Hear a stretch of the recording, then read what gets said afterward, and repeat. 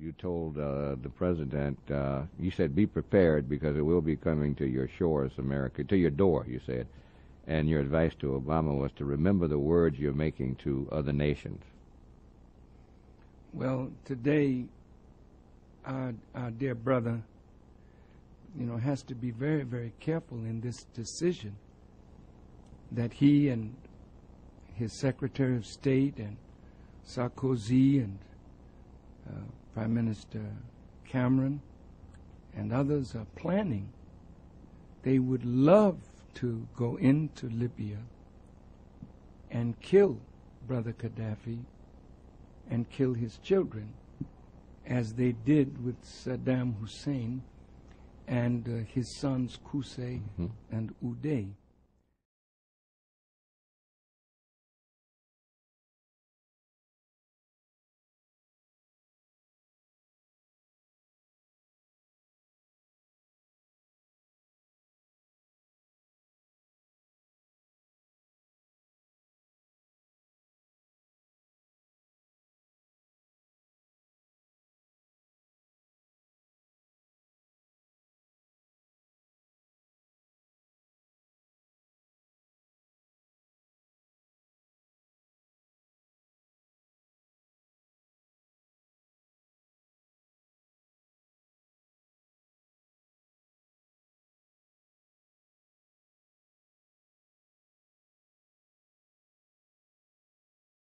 You must remember, dear people of America, that whenever government wants you to think and act in a certain way that would bring justification to an action that they are already planning to make, they must make the person that they hate a boogeyman. Now, nobody wants civil war. It is the bloodiest of all kinds of wars because you're fighting your own brothers. You're fighting the people of your own language and culture and history. So in every nation, brothers and sisters, there is dissatisfaction. And what the CIA does is go into a country and move among the people that are dissatisfied to stimulate a revolt against a leader that they don't like because they want regime change. I want to be specific. When George W. Bush was president, our second goal is he to said they wanted regime change in Iran, in Korea, with weapons of mass regime change. How do you get regime change, honest America? How do you do that? North Korea, the Congress of the United States voted to spend $150 million to replace the government in Iran that America doesn't like. So they send their agents in to work among the, the dissatisfied. So when they had this election and the people in Iran rose up, they have legitimate grievances, all right, but stimulated from the outside. So President Obama didn't want to put his foot into that cage lest somebody say America inspired it, because it was America's policy to destabilize that government. Well, what about Libya? See, how much money is being spent to arm the so-called rebels? They're dissatisfied. Well, what is their dissatisfaction about? Do they have jobs? Yes. Do they have food? Yes. Has Gaddafi used the oil money to build Libya? Yes. Did Gaddafi use oil money and discover water under the Sahara Desert and brought that water to the surface and brought water from Benghazi all the way to the border almost of Tunisia?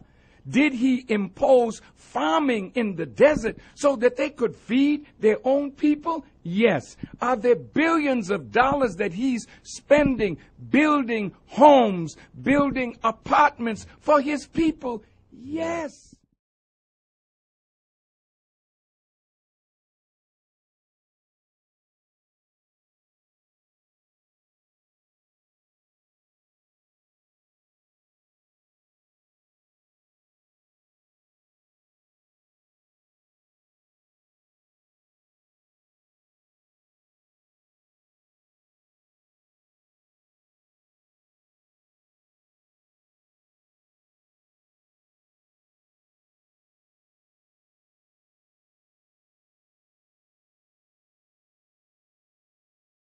So something is under this. And so when America, England, France, three imperialist powers want to destabilize that country, is it that you're so concerned? Now listen to this hypocrisy, American people. Is it that you're so concerned over the blood that is being shed in Libya, when you look the other way, when the Israeli Defense Force was bombing the innocent people of Gaza, unarmed men, women, and children, but our government looked the other way? You looked the other way when the Israeli Defense Force went into Lebanon thinking that they were going to have an easy victory? Then you had to come out with your tail between your legs. Don't tell me and wise black people or white people that you're interested in black suffering. Where were you in Rwanda? Where are you in the Congo? Why did you go to Darfur? Because oil is there. No. You don't want to save the Libyan people. That's your noble motive to hide your wicked agenda. Now, I want to warn you in the name of Allah that this is more complex than what you think. Go into Libya if you want to. The Libyans do not want foreign occupation on their land. And when you make that kind of move, if you're not careful, you'll unite the Libyan people against you. And again, Gaddafi wasn't sitting in any tent twiddling his thumbs over these last 10 years. This man has been investing in African development. This man has been moving throughout Africa. This man has friends all over the world. He may not be your friend, but if you take him out and kill him like he's some rotten fella that wants to kill his own people, what did you do in Waco? Right. What did you do when your people rose up? Did you talk them out of it? No, they had weapons, you bombed them. What did you do in Philadelphia with the movement? Did you talk them out of their home or did you bomb them? We didn't hear any outcry from you religious hypocrites that love the lives of human beings. You're a liar and a hypocrite. And I warn my brother, don't you let these wicked demons move you in a direction that will absolutely ruin your future with your people in Africa and throughout the world. They don't like the way you handle Mubarak. They don't like the way you're handling the situation in the Arab world. So I would advise you to be careful and move with wisdom and skill. My advice would be, why don't you organize a group of respected Americans and ask for a meeting with Gaddafi? You can't order him to step down and get out. Who the hell do you think you are? that you can talk to a man that built a country over 42 years and ask him step down and get out? Can anybody ask you? Well, there's a lot now going to ask you to step out of the White House because they don't want no black face in the White House. Be careful, brother, how you handle this situation because it is coming to America. It has already started. Look in Wisconsin. Look in Ohio.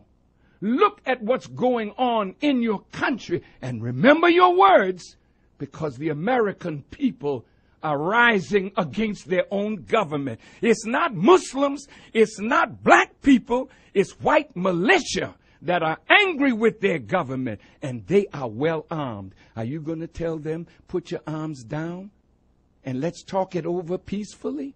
I hope so. But if not, America will be bathed in blood, not because Farrakhan said so, but because the dissatisfaction in America has reached the boiling point.